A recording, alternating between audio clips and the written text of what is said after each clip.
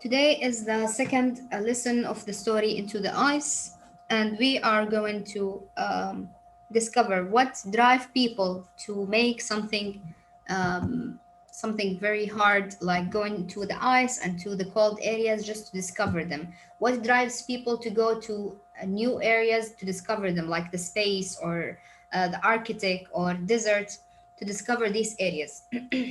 And we begin at the first part of the story, and we said that this story is not narrative nonfiction, which means it's a real story. The events are real, the characters are real, and we are going to discover who are the first people ever to go for the Arctic. Arctic, it means the North Pole of the Earth, and Antarctic is the South Pole of the Earth. Now, the first people ever who went for the North Pole of the Earth were what? Were the first one, the Norway person. His name is Mr. Nansen. He was the first person ever to go in there. And then after him, there was another person. His name is Peary. Let's see right now what is the story of Peary, and did he really reach the North Pole or no? And did he reach further than Nansen or less than him? This is what we are going to learn. Let's go to your reading books and open the page 34.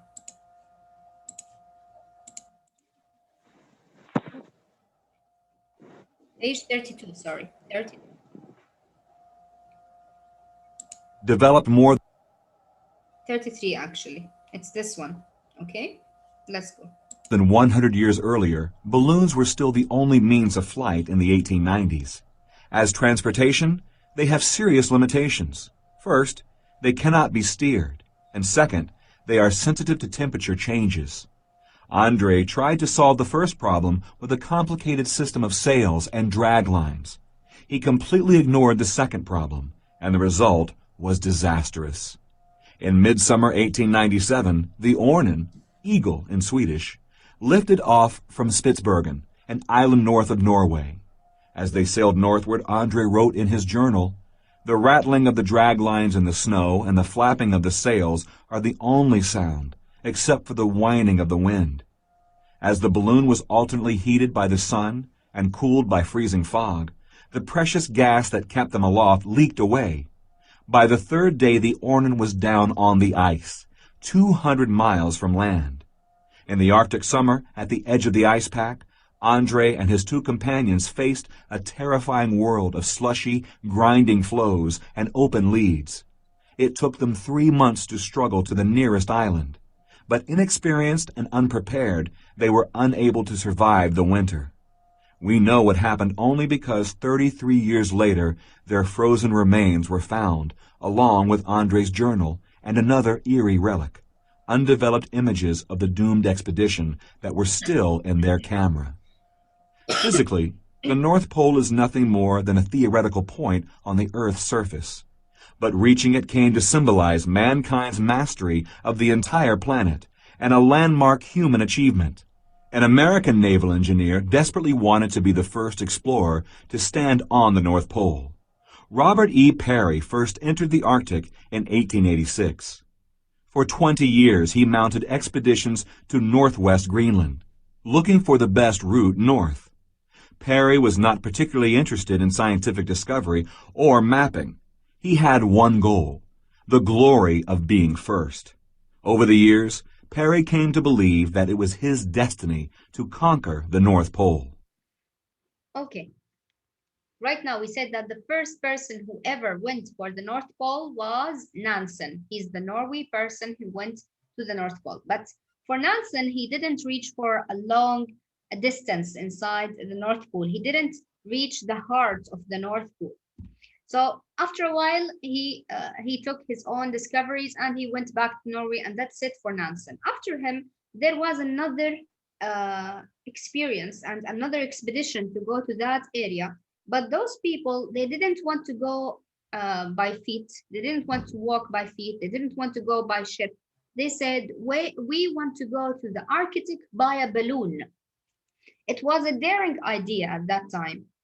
But he said that instead of going to inside the ships, we know that the ships, they can't reach more than a small area inside the Arctic. Why? Because of the whole snow that we have in there. They can't go further. So we have to walk for a long distance just to reach the nearest point to the shore. So if I want to go more distance, then I have to go with the balloon. Okay? So he went with the balloon. His name is Solomon Andre, was a Swedish engineer. He was a Swedish engineer, and he has this daring idea. And he brought two of his companions and friends. He put in the balloon what? He put in the balloon some supplies, some food, some drinks, and some sledges, and then a small boat. All of this on the balloon. Okay? And they went in the balloon to that area to reach the North Pole.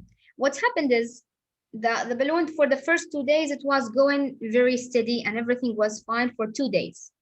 And Andre, at that time, he used to write in his own journal what's going on. He said that we are flying right now, but the rattling of the drag lines in the snow and the flapping of the sails are the only sound except for the whining of the wind, which means that now they are riding the balloon and they are going through the Arctic, but there's no sound ever in that area. It's like a desert area. There's no people living, there's no animals living, nothing but the snow and the sound of the wind. Now they went in there. For 2 days, it was flying fine, nothing going on. But in the third day, what happens? Because of the sun heating of that balloon, but then the freezing fog and the freezing wind comes to hit the balloon, what happened? There was a leakage of the gas of that balloon. And that at the end of the day, what happened? There was a leakage in the gas and the balloon fell down on the ice. Now the three men, they survived of the fall. They went out of the balloon and they wanted to walk. Now they wanted to walk, but they are in the middle of nowhere. They don't know where to go. And there's nobody to help them. There's no dogs to help them with the slides that they have. So they have to walk. They have to walk on the ice.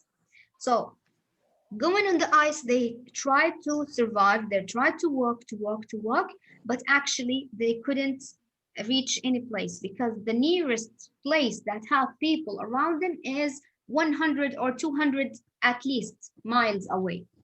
So why they couldn't live with them? Where? They were in the balloon and the balloon fell on the ice. Yeah, the place that it have 200 or 100 people. Why they don't live? 100 or 200 miles away, and it's too far. And they don't have any way of transportation. They don't have a sledge. They don't have dogs like Nansen. You remember Nansen? Nansen, he has sledges and they have dogs. And the dogs were drive him for a long distance. So he couldn't touch the ice for a long distance. He didn't froze to death. So if you walk for a long time on the ice, what will happen that you will froze to death. But those people, unfortunately, Andre and his two companions who went on the balloon, when the balloon fell down, now they have to walk. They don't have dogs. They don't have sledges. They have to walk. And the nearest place to them is at least 200 miles away. What will happen? They try to walk, but after a while, they just gave up because of the storms, of the snow and the wind and the ice beneath them, and they don't have enough food. So what happened? They froze to death. Nobody knew that. But after 30 years after their death, some people went to the Arctic and they found the remaining of those people after 30 years. They found the remaining of the three men frozen in that area, along with the journal that he wrote with it, and along with a picture of a camera that they have at that time, the picture of the three men together, and they died. This is for the second expedition to the North Arctic. Now, physically, if we think about the North Pole and the Arctic, we would think that it's just a spot in the map, and it's an unpopulated spot. Yani there's no people in that area. But what is the significant thing about going in there? To go in there, it means that the people can master the whole earth. Yani why people, they are interested in the North Pole? If anybody will go in there, it means that people can conquer any place in the world. This is what they want to prove. That's why they send some expedition there. And sometimes those expeditions were funded by the governments. Okay?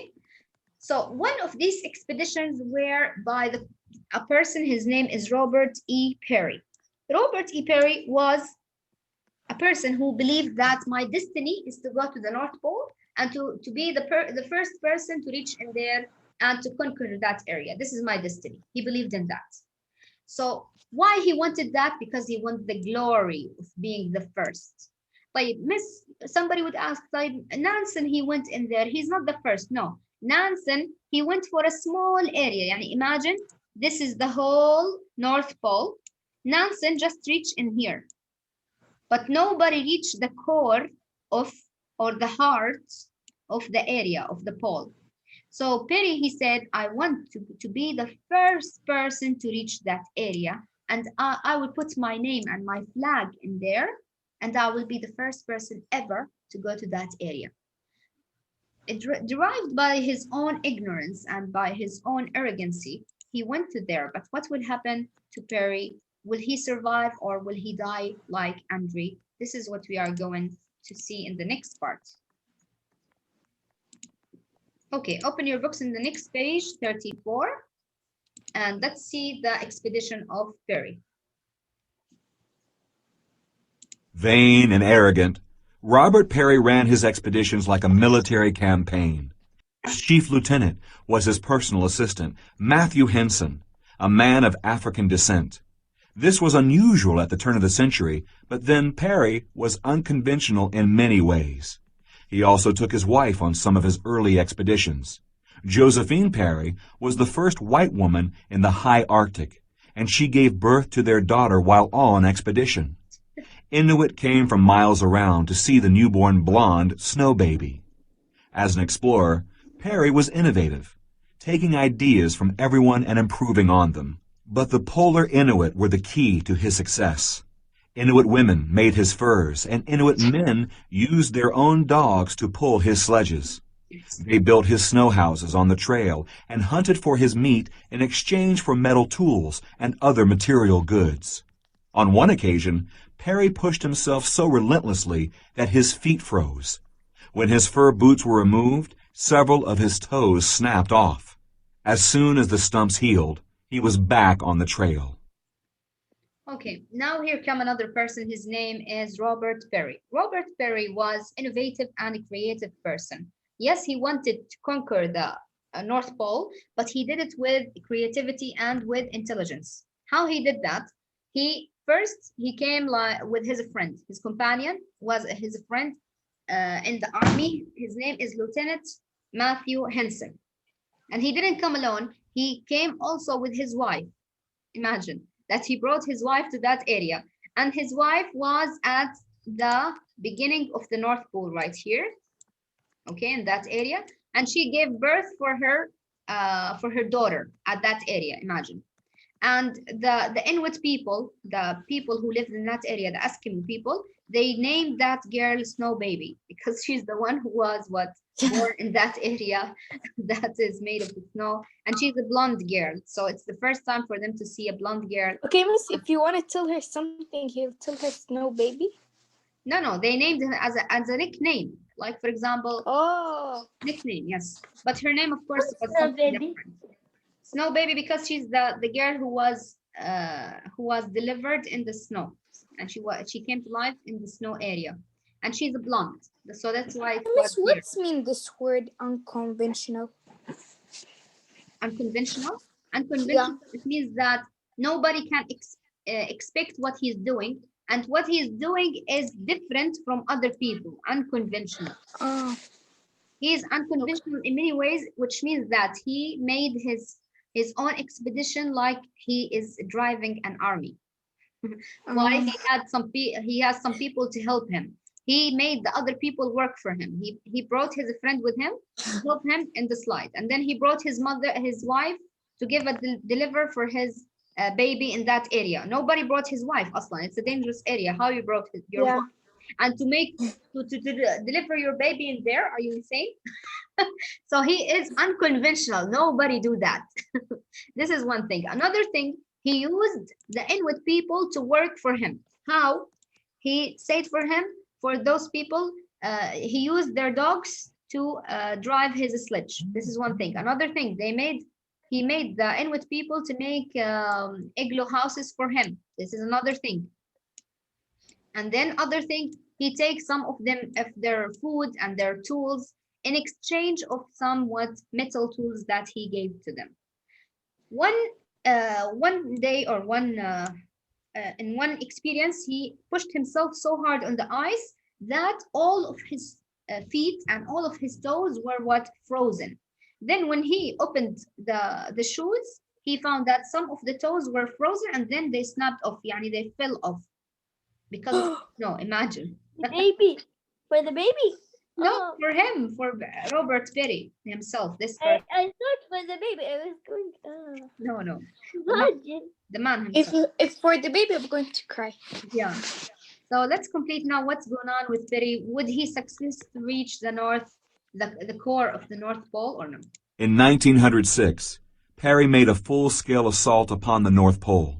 His plan was to take a ship as far north as possible, winter over in Greenland or the Canadian islands, then strike out for the pole in late February, before the ice pack started breaking up. The Arctic did not cooperate, however.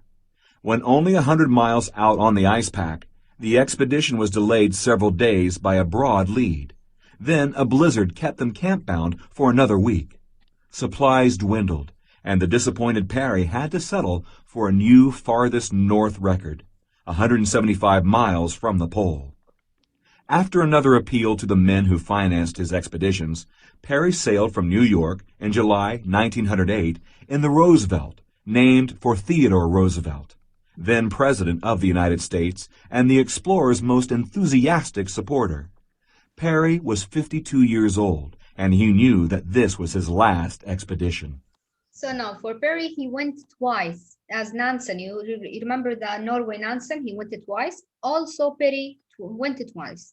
The first one, it was in 1906. He tried to go in there, but what happened is something happened to that expedition that they had a blizzard. What does it mean, a blizzard? A blizzard is like a snowy storm. So he couldn't continue to complete his expedition at that time because the snowy storm and the blizzard wouldn't last only for one day, it will last for several days, which means that you can't move for several days because the blizzard, it means that if you go outside, it will be a snowy storm that you can't see even your finger. It will be so... Okay, miss, this man brought these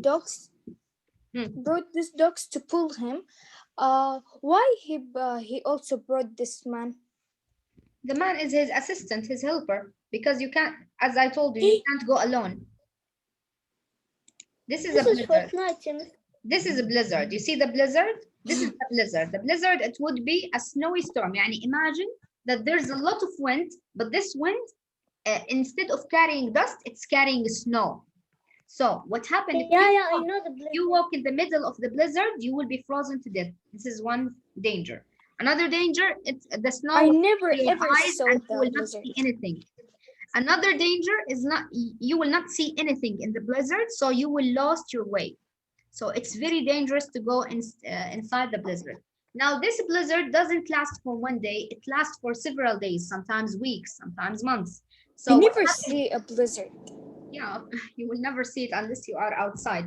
In Canada, you go for Canada, yes, and America sometimes, yes, for the cold areas. Canada is the nearest place of the North Pole, by the way. Yeah. That's why. Okay. Really?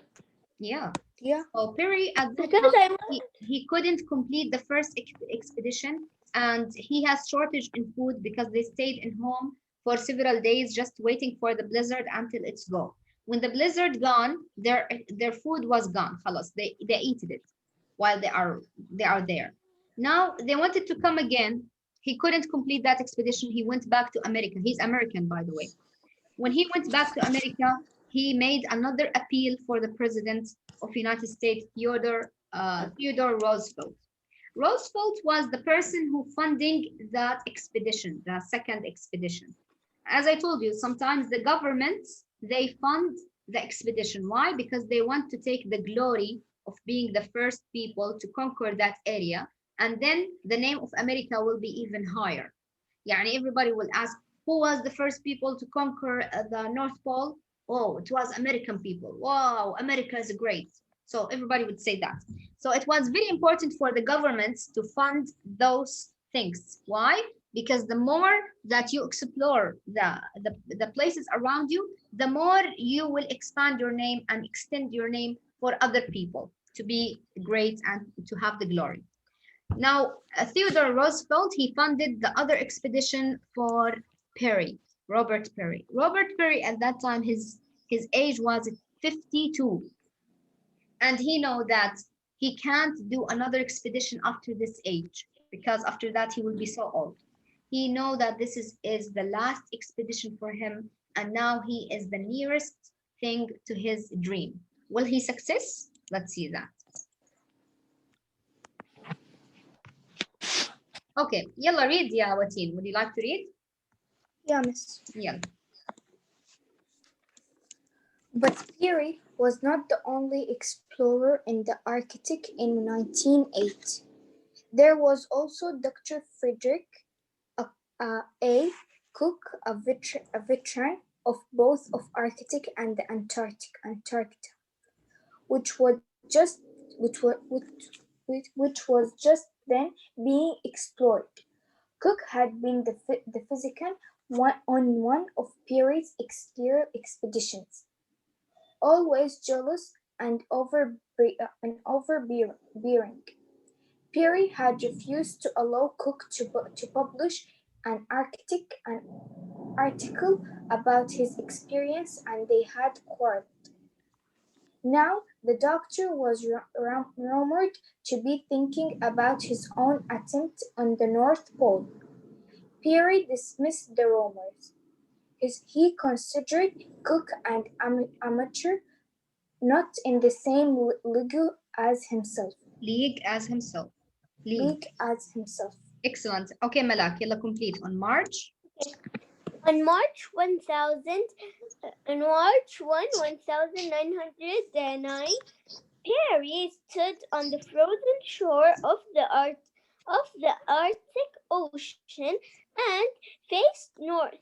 With him were 23 men, 19 sledges, and 133 dogs. For the next month, Matt Henson led out in front, breaking trail, while Peary rode a sledge in the rear.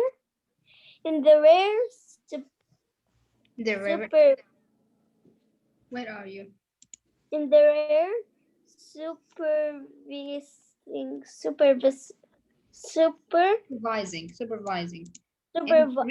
supervising the troops. Other sledges traveled back and forth trips that were stored in snow houses stung out over almost 500 miles of floating, shifting ice. Everything has been carefully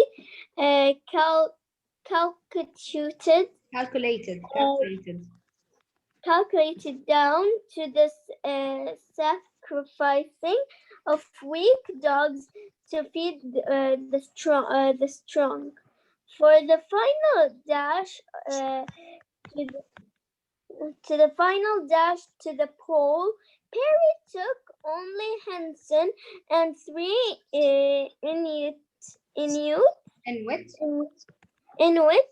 The entry in his diary for April 6, 1909 reads the pole at last. The prize of 3 centuries.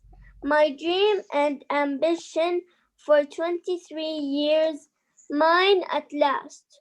Or was it? Or was it? Okay, يلا Lean, complete. Peary came. Lean.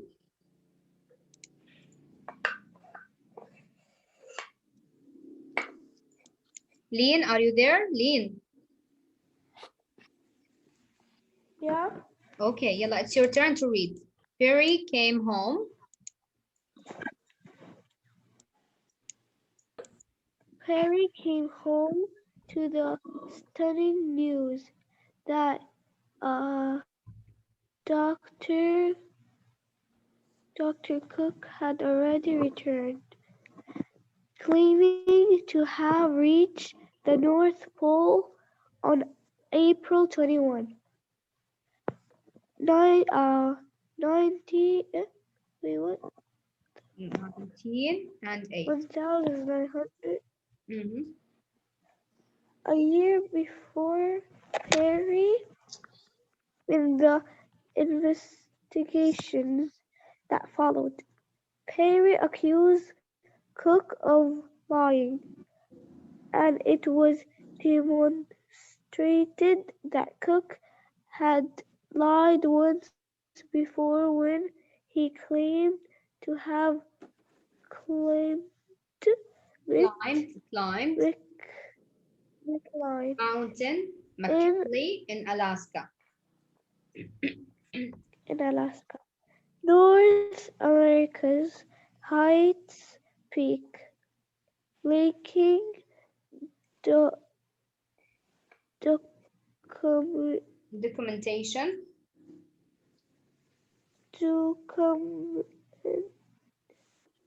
documentation Uh-huh. or Witnesses. documentation or witnesses expect for 2 unit compare Companions. comparison companions who said they were never out of sight of land.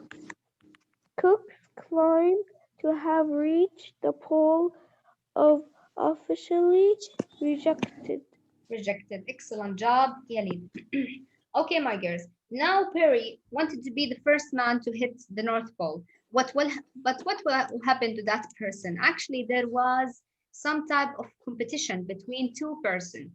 The first one is Robert Perry and his friend, or not his friend, I will say the other person, his name Dr. Frederick A. Cook. Dr. Frederick went for with Mr. Perry with one of his expeditions before. طيب? And then now, when Mr. Perry wanted to go for the North Pole, Mr. Frederick said, I wanted to go also in another expedition to go to the North Pole. I will race against what? Against Perry. I will be the first one. Perry said, no, I want to be the first one. So now they are competing. Who will be the first one? We have two expeditions right now going to the pole. This is the North Pole. And they want this area. Now, Frederick came from here and Perry came from here. All of them want to reach the heart of the pole before the other.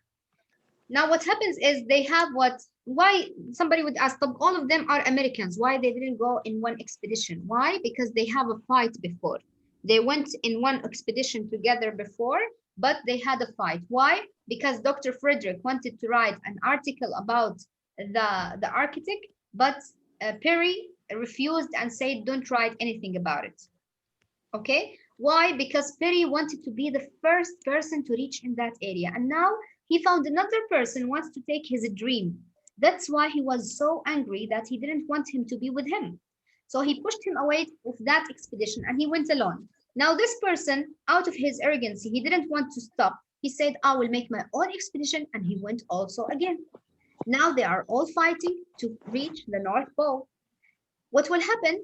They spend from 1908 until 1909. Perry reached the North Pole at last. Okay, but at that time you are talking about 1909. They didn't have cameras to take a picture for that place, or to put, for example, documentation, which means yani papers, yani pictures to witness that he reached that area. He didn't have enough information and witnesses to witness that he reached. Perry thought, خلاص, I found my dream and I reached my dream, and he wrote an article about it. What he wrote in the article, the poor man, he writes, the pole at last, the prize of 3 centuries, my dream, ambition. For 23 years, mine at last. He thought he won, and he went back to home.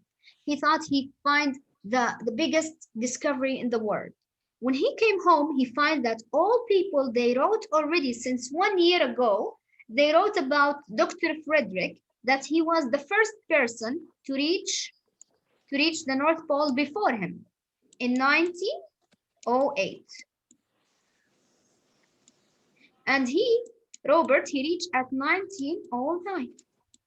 He thought, like, my dream for all of these years, and now when I'm back, I found that there's another person, Aslan, he came before me in 1 year.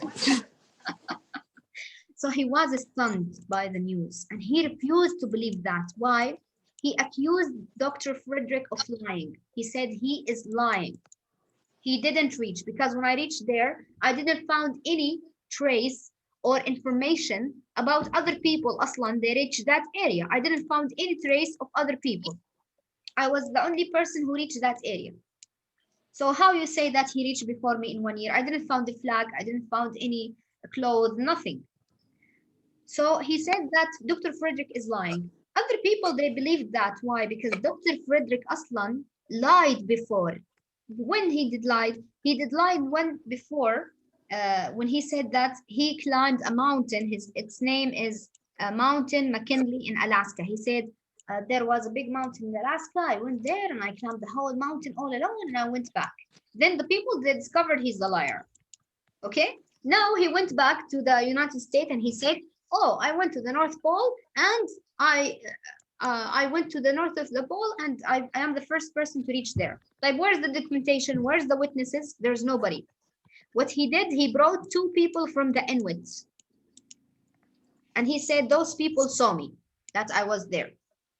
Those people later on, they discovered that even those people, the Inuit that he brought, they were not in that area Aslan. They were not in that area, so they didn't see him. So they think he's a liar or he's an honest person? Huh? Do you think Dr. Frederick is a liar or honest? Honest. No, he's not honest. Until now, he lied before that he go for Alaska and he climbed the mountain. He was a liar. And then he said, those Inuit people saw me in the North Pole. He brought 2 men, but those 2 men, when they investigate, they found the 2 men, they weren't at the same area Aslan at that time. They were in another area. So they didn't see him. So he was lying again. But nobody believed Frederick and nobody believed Robert. Why? Because there was lackage of documentation. There was no documentation or witnesses to witness for Robert or to witness for Frederick. So nobody believed them. Both of them, they said, your expedition are a failure. Why? Because nobody saw you there. So we can't tell who is the one, he is the honest one. And the name of Robert Peary wasn't put on the documentation or through history that he's the first person. And he was so sad by that situation that even that was the cause of his death later, because he was so sad about himself.